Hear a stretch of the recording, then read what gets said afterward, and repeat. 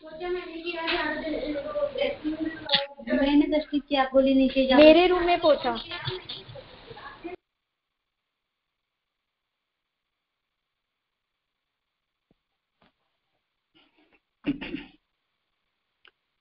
ओम नमो यंताणम नमो सिद्धाणम नमो आयत्याणम नमो वज्रायाणम नमो लोहे सवस्ताहुणम मंगलम भगवान वीरो मंगलम गौतम गणी मंगलम कुंद कुंदार्यो जैन धर्मोस्तु मंगलम।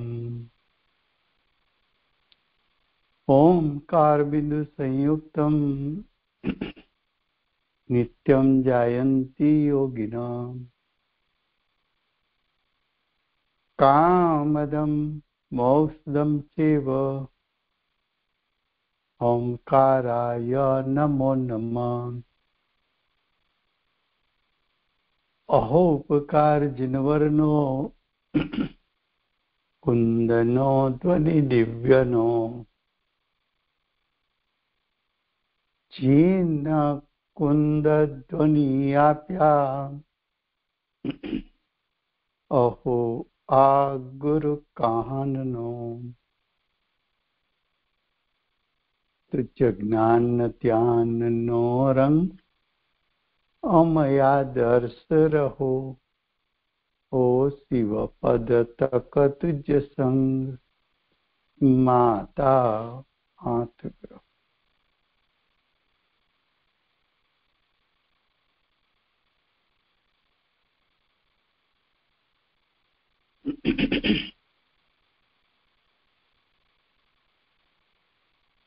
ये ज्ञान, ये प्रवचन सार नाम का परम अध्यात्म शास्त्र है।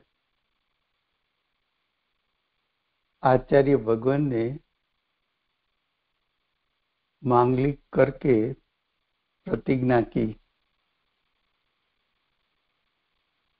प्रतिज्ञा के विशुद्ध ज्ञान शब्द में से आचार्य भगवान ने ज्ञान तत्व प्रज्ञापन को खोला। भूमिका की गाथा में आचार्य भगवान ने उपयोग दो प्रकार का बताया, सदुपयोग और शुभोपयोग। दोनों का वर्णन ज्ञान तत्व प्रज्ञापन अधिकार में आचार्य भगवान ने किया।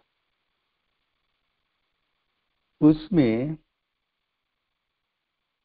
शुभ परिणाम का वर्णन चलता है। शुभोपयोग का फल, शुभोपयोग का स्वरूप, ये विषय चलता है। गाथा 77 उसका भावार्थ।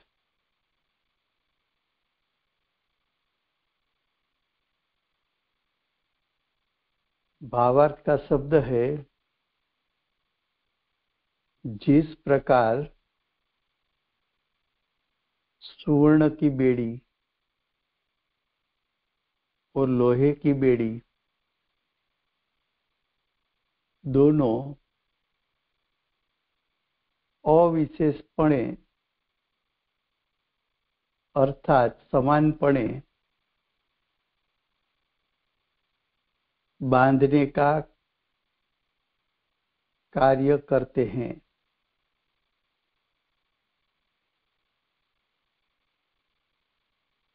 क्या कहा?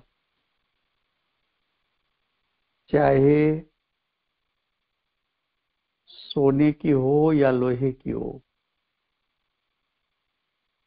उसका कार्य तो मनुष्य को बंधन करना है।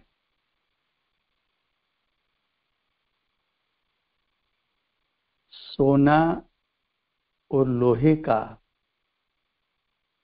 ऐसा भेद करने की आवश्यकता नहीं है। क्यों? कि दोनों का फल तो बंधन है।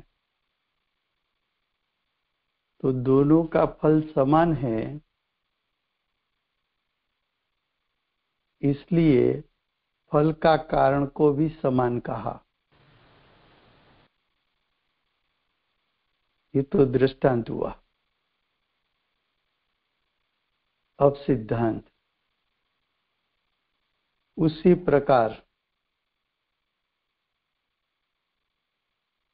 प्रकार का अर्थ है जो दृष्टांत दिया वो दृष्टांत को अनुसरण करता हुआ पुण्य और पाप दोनों अविशेषपणे यानी समानपणे बंधन ही है।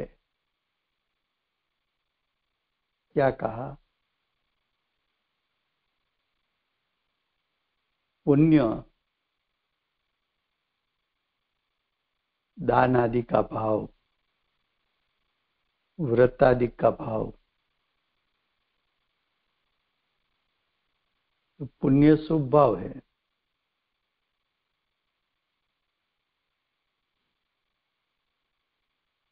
पाप हिंसा, चोरी, झूठ, परिग्रह का भाव, कुदेव कुगुरु की आराधना,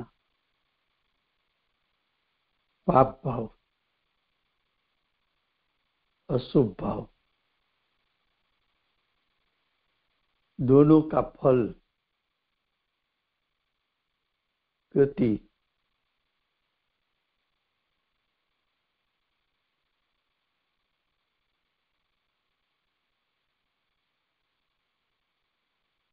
तो गति का फल बंधन है, तो शुभाशुभ भाव का फल बंधन है। जो दोनों भाव बंधरूप है,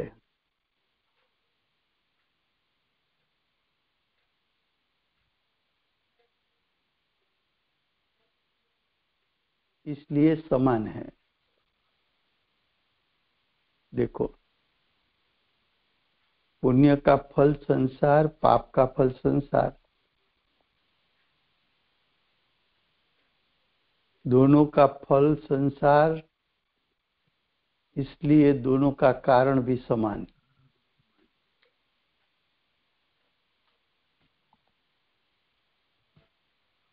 अब आगे, जो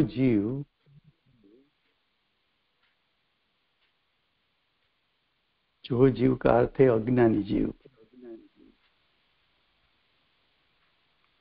मिथ्या दृष्टि जीव, विपरीत अभिप्राय वाला जीव,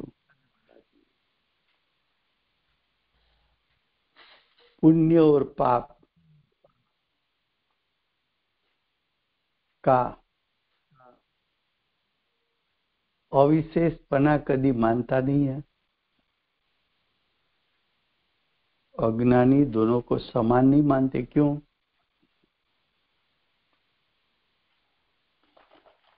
अज्ञानी की मान्यता ऐसी है कि पुण्य का फल तो इंद्रिय सुख है, पाप का फल इंद्रिय दुख है। तो इंद्रिय सुख दुख, पुण्य का फल अच्छा संयोग है, पाप का फल वियोग है।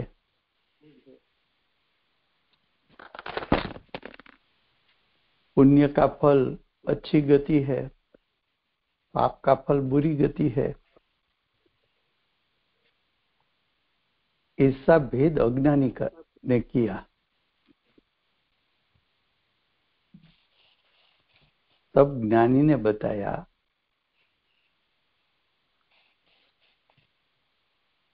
फिर तू कहता है कि पुण्य का फल इंद्रिय सुख, पाप का फल इंद्रिय दुख। तब ज्ञानी ने बताया कि अतीन्द्रिय सुख उसको सामने रख तो इंद्रिय सुख भी दुख है और इंद्रिय दुख भी दुख है, उसमें अंतर नहीं है।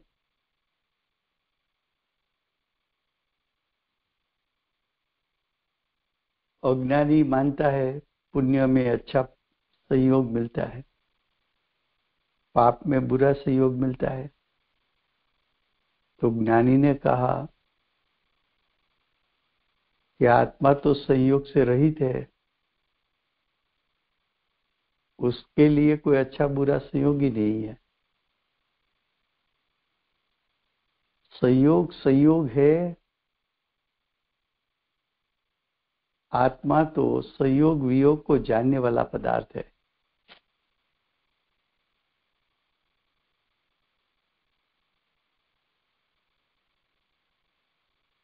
अज्ञानी मानता है कि पुण्य के फल में अच्छी गति मिली, देवगति, मनुष्य गति मिली, पाप के फल में नरक और तिर्यंच गति मिली। वो स्वर्ग और मनुष्य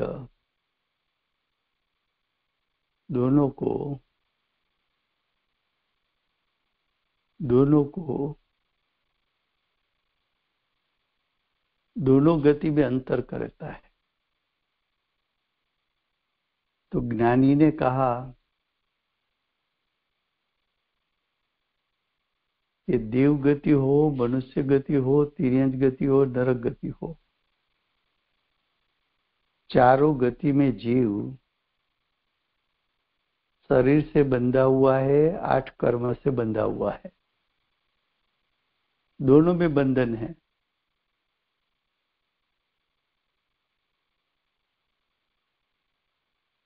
ज्ञानी ने अंतर नहीं किया।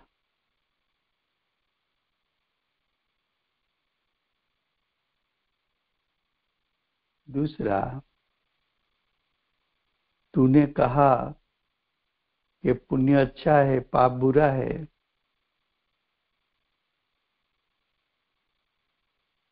तो अनादि से आज तक अनंत बार तूने पुण्य किया, अनंत बार पुण्य का फल भी मिला, फिर भी तू गति में क्यों रहा?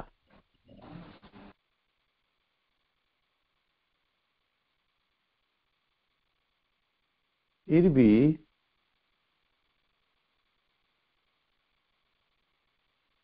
भी तू गति में क्यों है?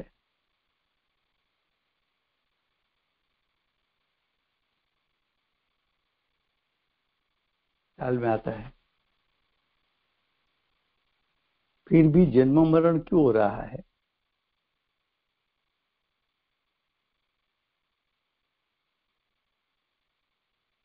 वर्तमान काल में जो पूज्य गुरुदेव माताजी ने दिया,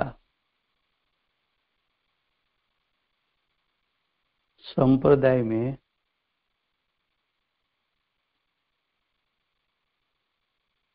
शुभ भाव से धर्म होता है,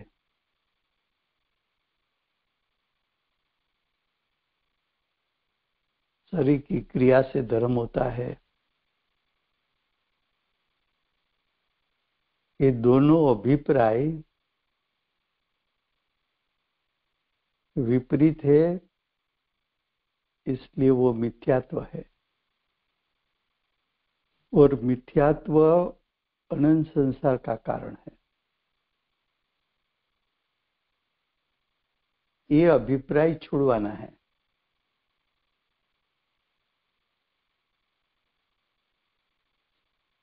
जब अभिप्राय छूटेगा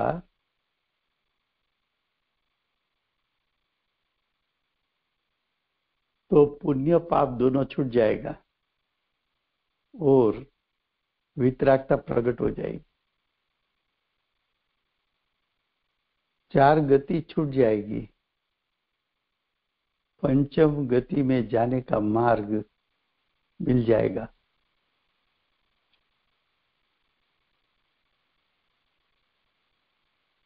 फिर से गुजराती में भावार्थ। જેમ સુવર્ણની બેડી અને લોખંડની બેડી બંને અવિશેષપણે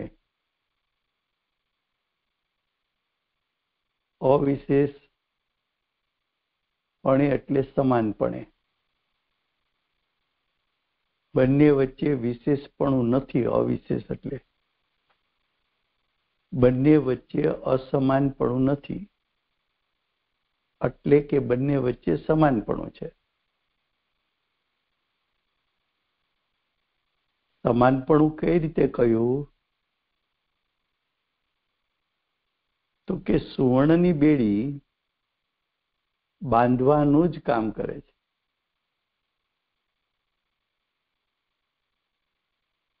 ને લોખંડની બેડી પણ બાંધવાનું જ કાર્ય કરે છે. તો બંનેનું કાર્ય સમાન, તો કાર્ય સમાન હોવા જોઈએ.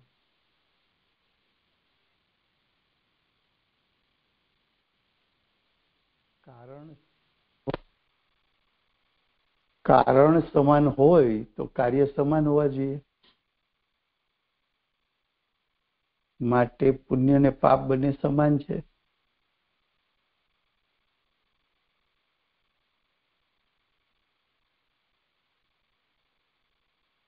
હવે એ થયો દ્રષ્ટાંત. હવે સિદ્ધાંતમાં ઉતારે છે. તેમ કહેતા દ્રષ્ટાંત પ્રમાણે પુણ્ય ને પાપ બંને અવિશેષપણે બંધન જ છે.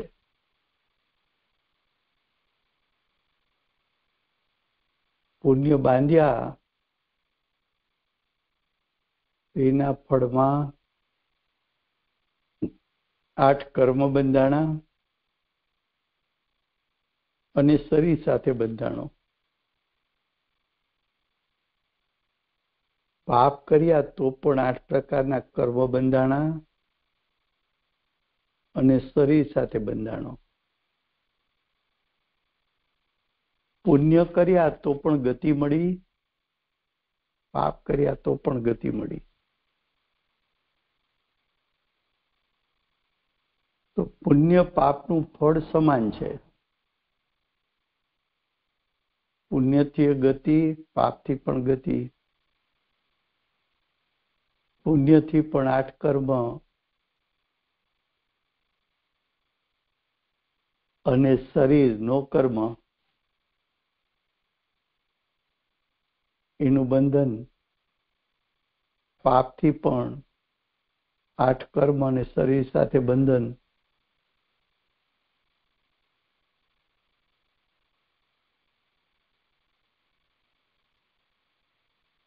તો પુણ્ય પાપ બંનેનું ફળ સમાન છે.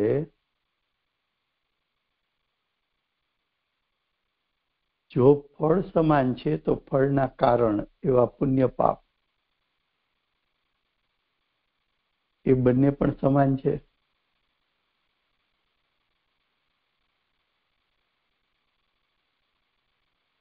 હવે કે છે જે જીવ પુણ્ય ને પાપનું સમાનપણું કદી માનતો નથી. કોની વાત ચાલે છે? આપણી પોતાની.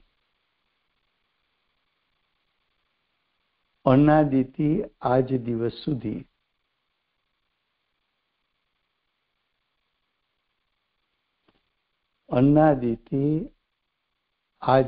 સુધી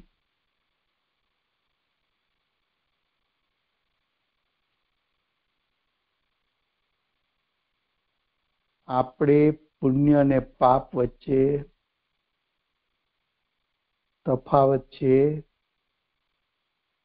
એવી વિપરીત માન્યતા કરતા આવ્યા છીએ. એ વિપરીત માન્યતાના ફળમાં એટલે કે મિથ્યાત્વના ફળમાં આપણું 4 ગતિમાં પરિભ્રમણ થઈ રહ્યું છે. 84 લાખ યોનિમાં જન્મ થઈ રહ્યો છે. 5 પ્રકારના પરાવર્તન થઈ રહ્યા છે.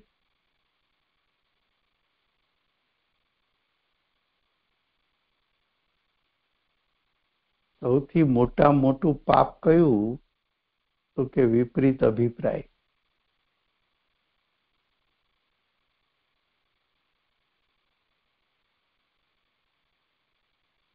વિપરીત અભિપ્રાય શું છે? તો કે મિથ્યાત્વ છે. શ્રદ્ધા ગુણની ભૂલ છે. એ ભૂલનું ફળ શું? તો કે અનંત સંસાર.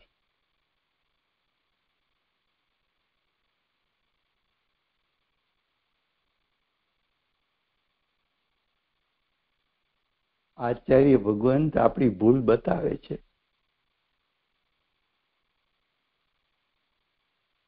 તું પાપને છોડીને પુણ્યમાં રોકાઈ જાય છે. એ અટકનું સ્થાન છે.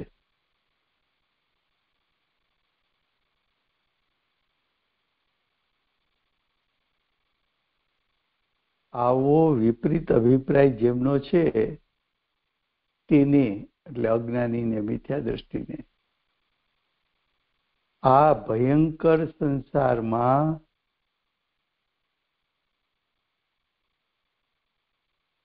સંસારને ભયંકર કીધો.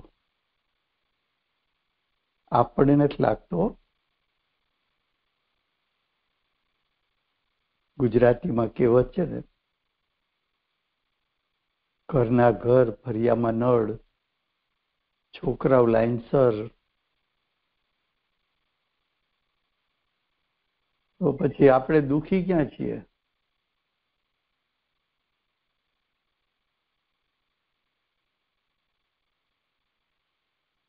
આપણે દુખી ક્યાં છીએ? આપણને એમ લાગતું જ નથી દુખી છીએ.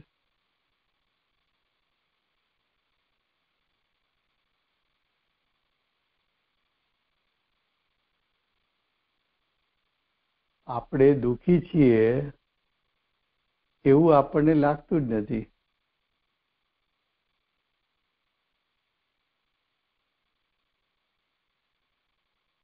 આપણને તો એમ જ છે કે આપણે સુખી છીએ. ઘરનો ફ્લેટ છે, ફર્નિચર છે, પત્ની સારા છે, બાળકો સારા મળ્યા છે, 12 મહિને જેટલો ખર્ચ કરવો જોઈએ એના કરતા 5 ગણી ઇન્કમ છે, ભણેલા ગણેલા છીએ, સમાજમાં આપણું સ્થાન છે, 5 પૈસા દાન કરી શકીએ છીએ, શરીર તંદુરસ્ત છે. આપણે દુખી ક્યાં છીએ?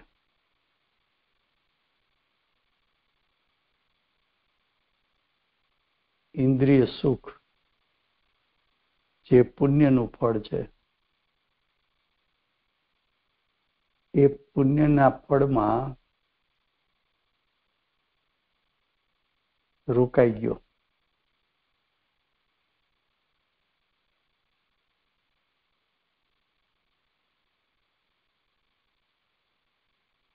એ પુણ્યના ફળમાં રોકાઈ ગયો.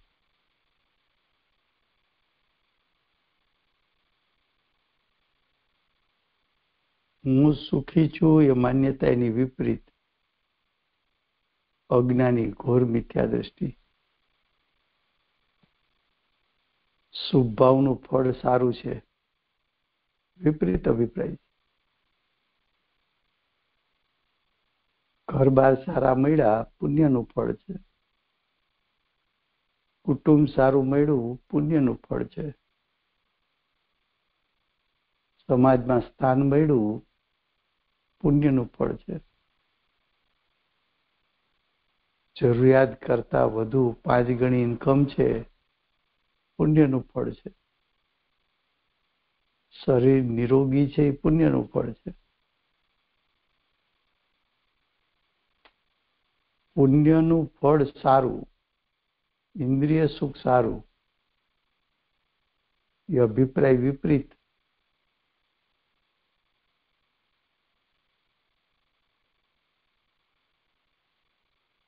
તો કે છે જે જીવ પુણ્ય ને પાપનું અવિશેષપણું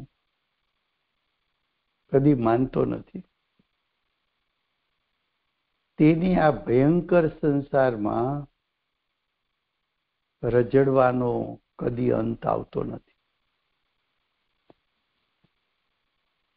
અનાદિથી આજ દિવસ સુધીની આપણી ભૂલ બતાવી એક વાક્યમાં.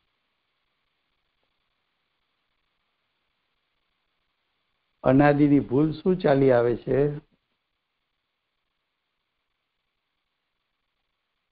તો કે આ ભયંકર સંસારમાં રજડવાનો કદી અંત આવતો નથી. એનું કારણ શું? તો કે પુણ્ય અને પાપ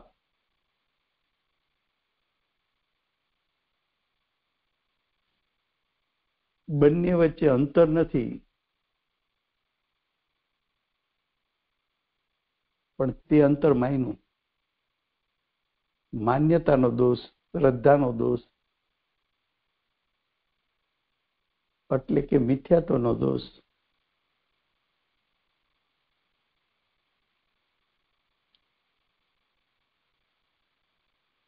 હવે ગાથા 78. अब का अर्थ है अगली गाथा में पुण्य पाप समान है, ऐसा निर्णय आचार्य भगवान ने करवाया और शिष्य ने भी आचार्य भगवान का जैसा उपदेश है ऐसा उपदेश का स्वीकार किया. ऐसा मानकर आचार्य भगवान ने 78 गाथा की रचना की. अब पुण्य और पाप समान है, ऐसा निर्णय करने के बाद इस प्रकार शुभ और अशुभ उपयोग का अविशेषपणा अवधारण करके यानी निश्चित करके समस्त राग द्वेष के द्वैत को दूर करता हुआ, द्वैत यानी दोपना, राग द्वेष दोपना,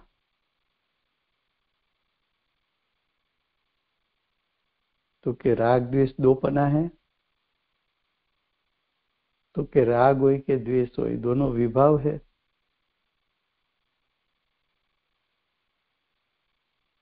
राग अच्छा है और द्वेष बुरा है ऐसा भेद नहीं. राग और द्वेष दोनों अहितकर है, हितकारी नहीं है.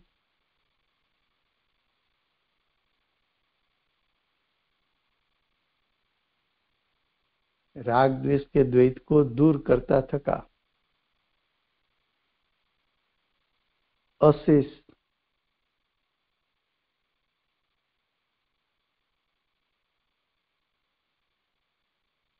अशेष का अर्थ है ध्यान से सुनना. अशेष का यहाँ कैसे अर्थ करना चाहिए?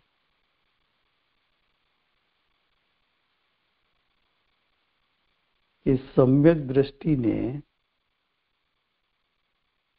पुण्य पाप को समान मानकर पुण्य पाप को गौण करके विपरीत अभिप्राय का नाश करके सम्यक दर्शन प्राप्त किया। अगली गाथा में बताया ना कि पुण्य पाप समान है।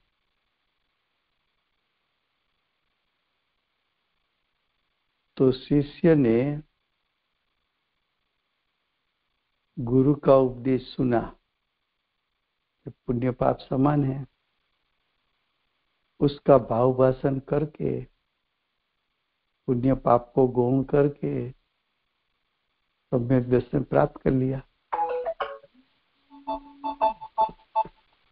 तो सम्यक दर्शन प्राप्त कर लिया,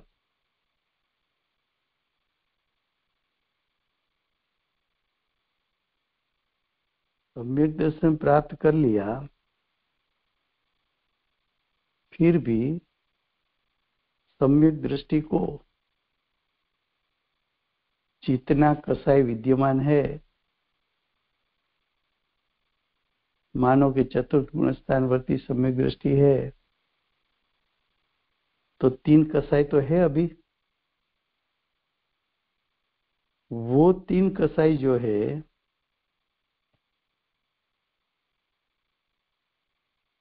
वो जो 3 कसाई है उसका राग द्वेष चलता है। तो राग द्वेष समान है ऐसा अभिप्राय पलट गया। लेकिन जब अभिप्राय पलटा तब अनंतानुबंधी का राग द्वेष नाश हुआ।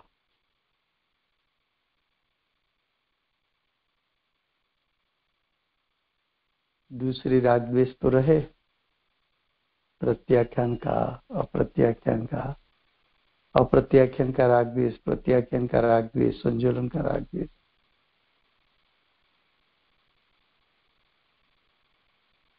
वो राग द्वेष भी दुख का कारण है। अब ये राग द्वेष छोड़ना है तो सदुपयोग को अंगीकार कर,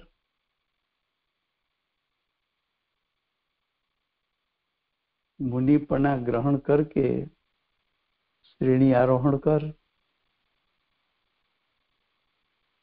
तो जो राग द्वेष बचे हुए हैं, अशेष लिखा है ना, बचा हुआ, बचा हुआ दुख। लेकिन दुख का कारण क्या है?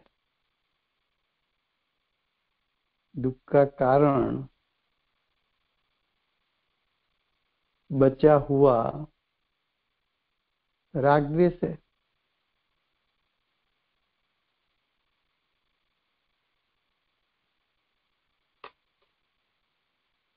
फिर से, जिसने एक बार पुण्य पाप समान है ऐसा निर्णय करके, सविकल्प दशा में निर्णय करके, भाव भाषण करके, यानी निर्विकल्प दशा को प्राप्त करके विपरीत अभिप्राय का त्याग कर दिया, उस समय अनंतानुबंधी का राग द्वेष टल गया। लेकिन अप्रत्याख्यान प्रत्याख्यान संजोलन का राग द्वेष रहा। जो अप्रत्याख्यान प्रत्याख्यान संजोलन का राग द्वेष है उसका फल भी दुख है।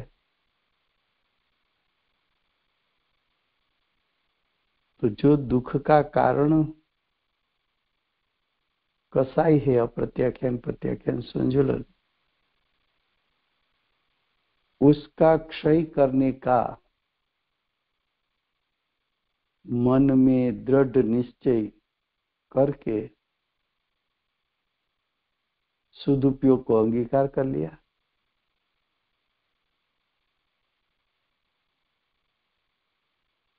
फिर से गुजराती भी, ये जो हेडिंग दिया है उसका इंटरप्रिटेशन कैसे करना चाहिए, ये बात यहाँ उसकी इम्पोर्टेंस है। फिर से गुजराती में हवे हेडिंग में लख्યું છે हवे।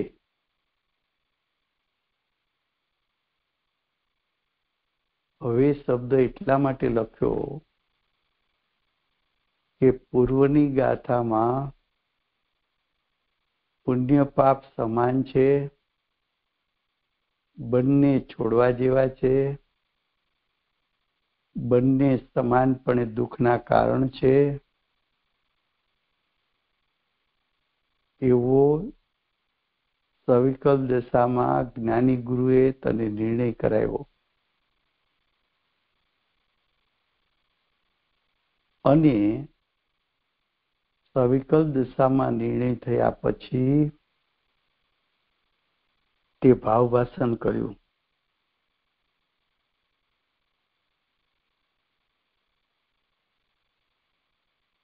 ભાવ ભાષણ થતા તો હેડિંગમાં શું લખ્યું છે હવે એ રીતે શુભ અને અશુભ ઉપયોગનું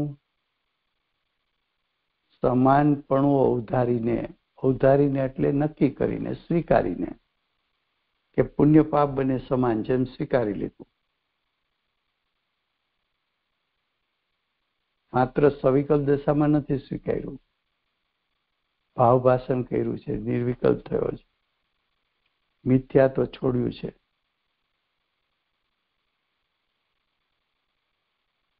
અવિશેષપણું અવધારીને સમસ્ત રાગ દ્વેષના દ્વૈતને દૂર કરતા થકા હવે સમસ્ત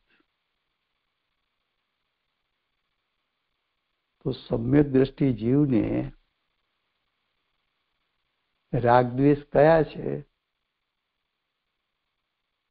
તો કે અપ્રત્યાખ્યાન પ્રત્યાખ્યાન સંજુલનના રાગ દ્વેષ છે।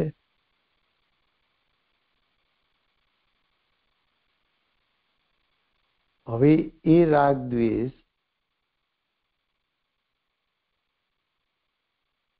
આ રાગ અને આ દ્વેષ એવો ભેદ જ્ઞાનીએ ન કર્યો, સમ્યક દ્રષ્ટિએ ન કર્યો।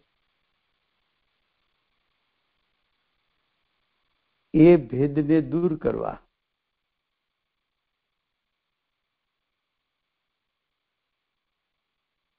અશેષ દુઃખનો ક્ષય કરવાનો મનમાં દ્રઢ નિશ્ચય કરી, અશેષ એટલે બાકી રહેલ દુઃખનો ક્ષય કરવાનો। પણ બાકી રહેલ દુઃખ એટલે અનંતાનુબંધીનો કસાય તો નથી, અપ્રત્યાખ્યાન પ્રત્યાખ્યાન સંજોલન કસાયથી જે દુઃખ ઉત્પન્ન થાય છે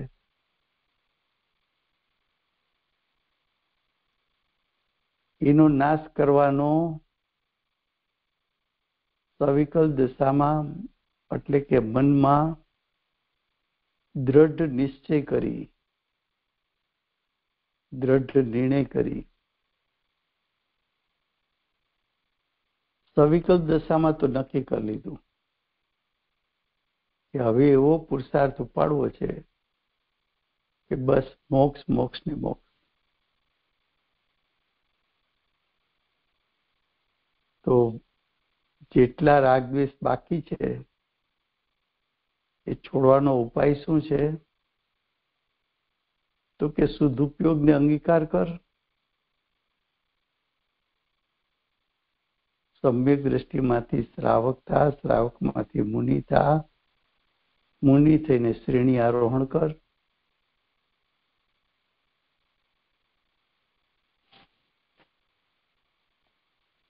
ખ્યાલ આવે છે? देखो गाथा के शब्द क्या है?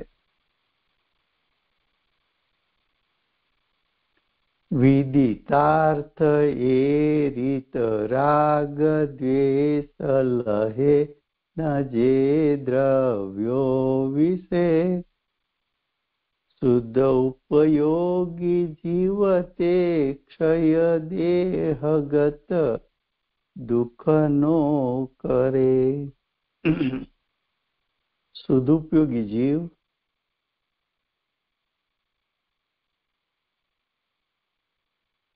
તે ક્ષય કરે, તે એટલે રાગ દ્વેષને ક્ષય કરે। देखो अन्वयार्थ, इस प्रकार वस्तु स्वरूप जानकर, वस्तु स्वरूप का अर्थ है 6 द्रव्य का जैसा है वैसा श्रद्धा और ज्ञान करके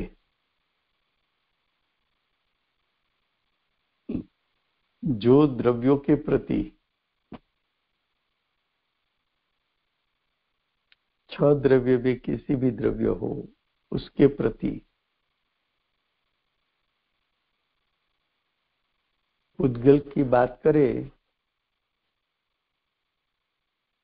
तो पूर्व पुण्य के कारण मिले हुए 10 प्रकार के परिग्रह,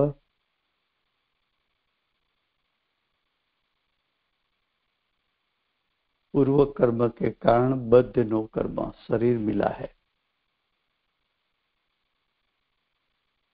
द्रव्य मन मिला है, 5 इंद्रिय मिली है।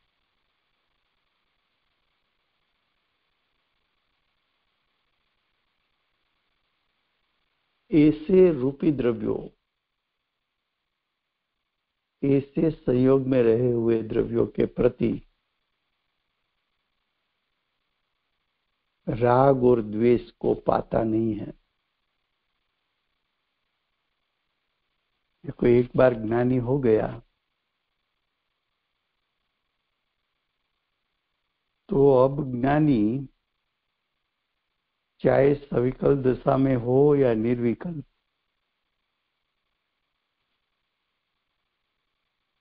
संयोग मेरे से भिन्न है, उसका श्रद्धा और ज्ञान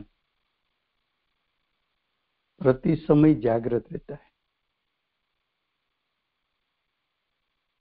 एक बार हमने बताया था ना कि परिणाम और परिणति में क्या अंतर है।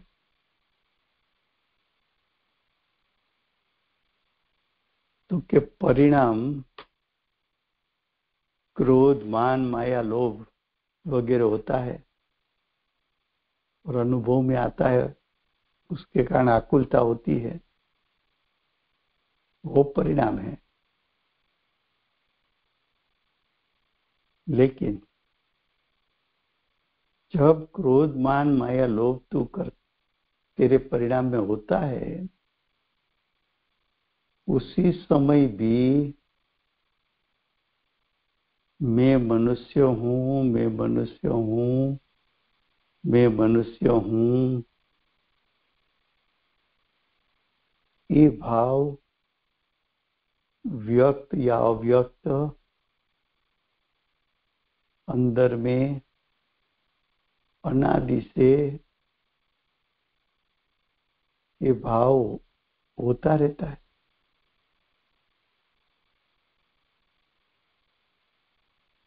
कार्य तो बाहर में दूसरा दिखने में आता है, बाहर में तो क्रोध किया, मान किया, माया किया, लोभ किया, हास्य रति रति किया,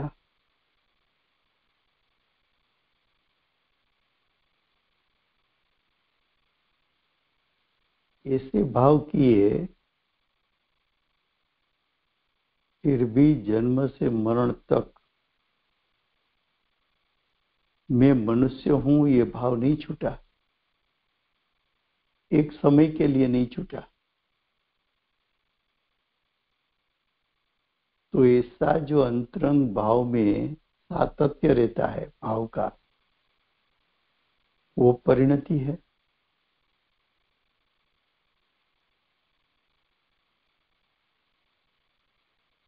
जो ज्ञानी है, सम्यक दृष्टि है,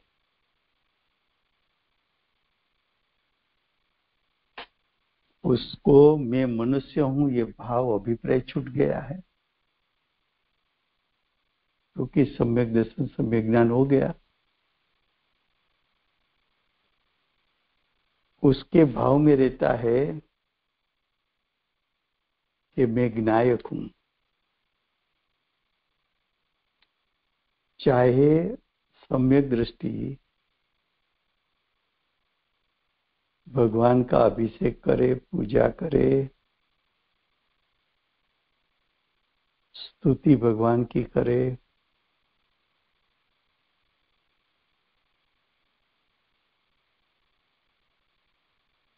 स्वाध्याय करे, तत्व चर्चा करे, भोजन के समय भोजन ग्रहण करे, एक स्थान से दूसरे स्थान विहार करे, फिर भी मैं ज्ञायक हूं, ज्ञायक हूं, ज्ञायक हूं, चाहे सविकल दशा हो कि निर्विकल दशा हो, ज्ञायक में से हूंपना हटता नहीं। वो ज्ञानी की परिणति है।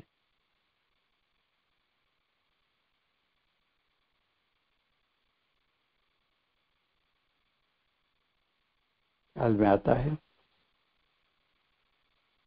तो सम्यक दृष्टि सविकल दशा में अप्रत्याख्यान प्रत्याख्यान स्वजलन का राग द्वेष कर सकता है, फिर भी अभिप्राय में मैं ज्ञायक हूं ये बात छूटेगी नहीं।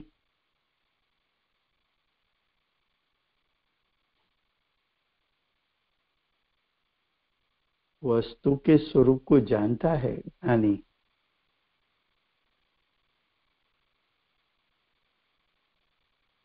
वस्तु के स्वरूप को जानता है, लेकिन उसके प्रति राग या द्वेष उत्पन्न नहीं करेगा।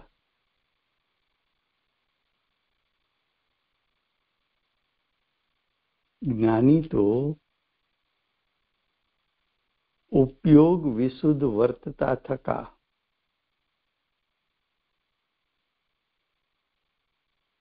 समय समय ज्ञानी का उपयोग विशुद्ध विशुद्ध होता जाता है।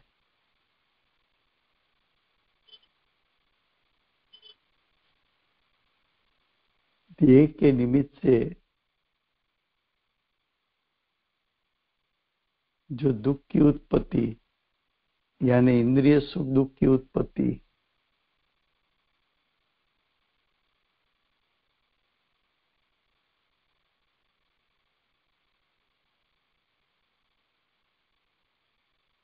जो ज्ञायक में उपना स्थापित किया है,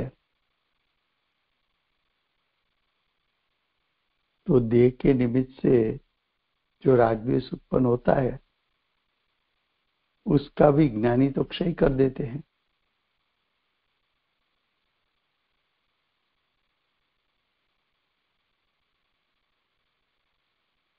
अन्वयार्थ फिर से गुजराती में। इस प्रकार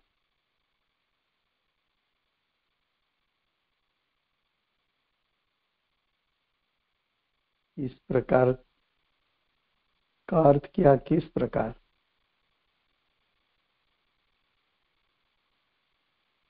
तो कि ज्ञानी ने अगली गाथा में निर्णय कर लिया है। રાજુભાઈ ગુજરાતીમાં પ્લીઝ। હા હા હા, શું કહ્યું ફરીવાર? આ રીતે એટલે તો કે 77 ગાથામાં નિર્ણય કર્યો છે પુણ્ય પાપ સમાન છે. પેલા સવિકલ્પ નિર્ણય કર્યો, પછી ભાવભાષણ કર્યું,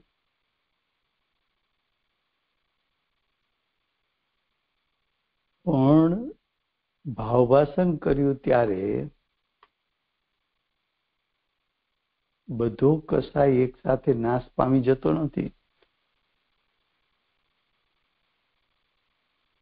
અનંતાનુબંધીના રાગદ્વેષ નાશ પામ્યા.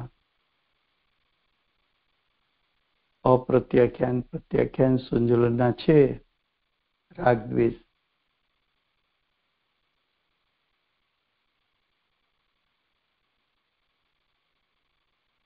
એવા જ્ઞાની સવિકલ્પ દશામાં પર વસ્તુના સ્વરૂપને જાણે છે. પર પદાર્થ જેમ છે તેમ જાણે છે.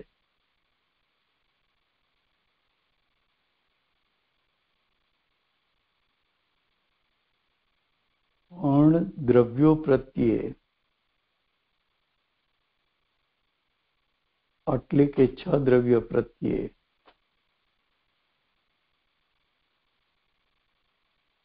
રાગ એટલે ઈષ્ટ બુદ્ધિ, દ્વેષ એટલે અનિષ્ટ બુદ્ધિ પામતા નથી. પરદ્રવ્યને જાણવું દોષ નથી. જાણતાની સાથે પર પદાર્થમાં ઈષ્ટ બુદ્ધિ થાય તો રાગ, તો અજ્ઞાની ન હોય. પર પદાર્થ અનિષ્ટકારક લાગે તો દ્વેષ, એ પણ અજ્ઞાનીને છે. જ્ઞાની તો હવે રાગ દ્વેષમાં દ્વૈત કરતા નથી, બેપણું કરતા નથી. વિશ્વના પદાર્થ પ્રત્યે રાગ કે દ્વેષ કંઈ કરતા નથી.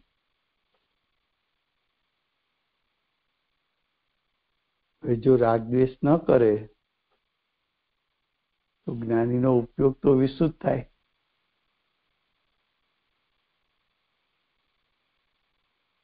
એટલે કે છે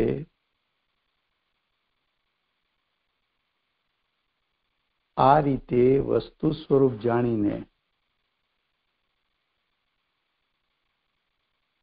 જે દ્રવ્યો પ્રત્યે રાગ કે દ્વેષને પામતા નથી તે એટલે સમ્યક દ્રષ્ટિ.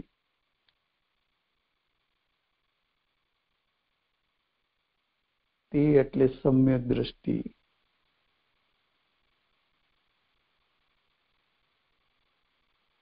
ઉપયોગ વિશુદ્ધ વર્તો થકો, ઉપયોગ વિશેષ ને વિશેષ શુદ્ધ થતો જાય છે. શુદ્ધતા વધતી ગઈ અને દેહોત્પન્ન એટલે દેહના નિમિત્તે, દેહોત્પન્ન એટલે દેહથી ઉત્પન્ન થતું. દેહથી કઈ પરદ્રવ્યથી કઈ ઉત્પન્ન ન થાય, દેહ તો પરદ્રવ્ય છે. એટલે દેહના નિમિત્તે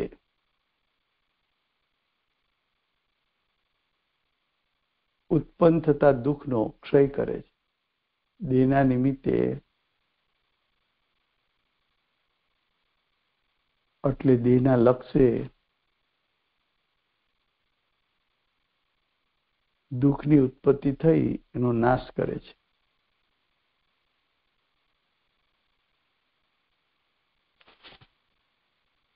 હવે ટીકા. જે જીવ પહેલા આ ઉપયોગ વિશુદ્ધ એટલે શું તમે કીધું? સોરી, જરા પાછું કહેશો પ્લીઝ? Thank you. આ ઉપયોગ શુદ્ધ થતો જાય છે. અહીં વિશુદ્ધતાનો અર્થ શુદ્ધતા છે. ફરી આપણે દ્રષ્ટાંત તરીકે ગુરુદેવ કે માતાજીને લો તો ગુરુદેવ સમ્યક દ્રષ્ટિ છે.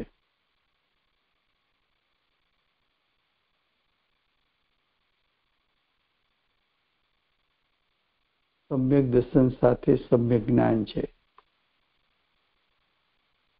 સમ્યક જ્ઞાન ક્યારે કહેવાય? કે વસ્તુના સ્વરૂપને જેમ છે તેમ જાણે તો સમ્યક જ્ઞાન કહેવાય. પર પદાર્થને જાણ્યો, પરદ્રવ્યોને ગુરુદેવે જાણ્યા તો ગુરુદેવ સમ્યક જ્ઞાની ક્યારે કહેવાય?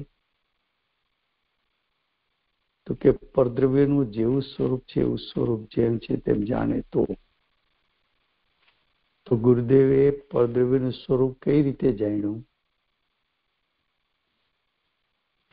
તો કે પર પદાર્થ મને લાભ કે નુકસાનનું કારણ નથી, માટે પર પદાર્થ પ્રત્યે ગુરુદેવને રાગ કે દ્વેષ નથી.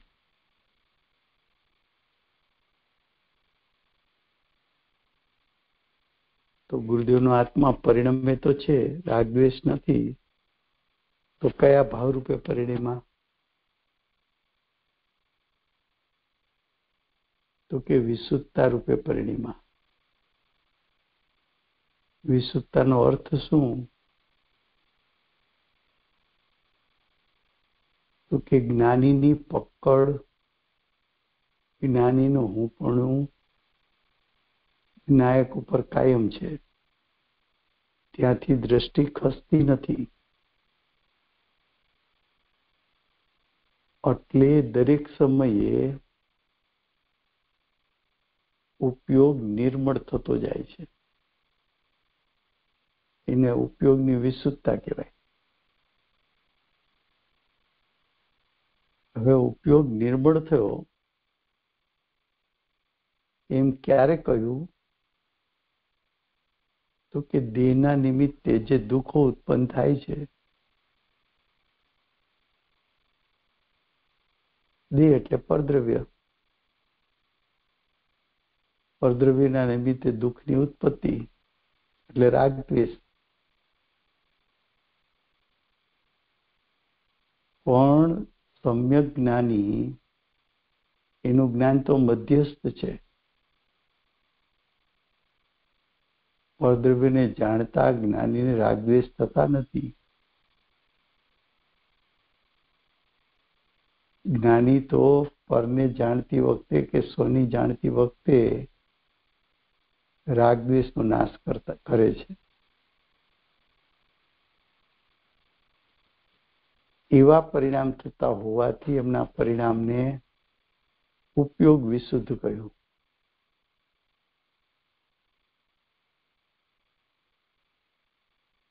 ઉપયોગ વિશુદ્ધતા એટલા માટે બીજા કારણથી કહી કે સમ્યક દર્શન થયા પછી એ સમ્યક દ્રષ્ટિ પુરુષાર્થ કરીને, શ્રાવકપણું અંગીકાર કરીને, મુનિપણું ગ્રહણ કરીને શ્રેણી આરોહણ કરો. શ્રેણી આરોહણ કરવી ત્યારે તો ઉપયોગમાં વસેલા છે, ઉપયોગને અંગીકાર કર્યો છે, ઉપયોગને સદુપયોગને પ્રાપ્ત કર્યો છે.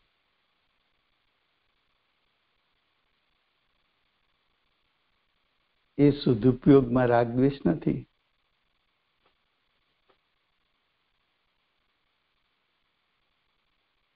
એટલે અહીંયા સમ્યક દર્શન થયા પછી, જ્ઞાની થયા પછી જેટલા રાગ દ્વેષ બાકી રહ્યા છે એને પણ આચાર્ય ભગવાન દૂર કરાવવા માંગે. સમય થયો. Thank you very much Rajubhai, thank you. કોણ જય બોલાય છે?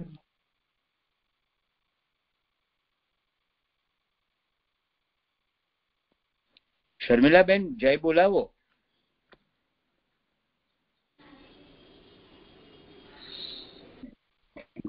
શર્મિલાબેન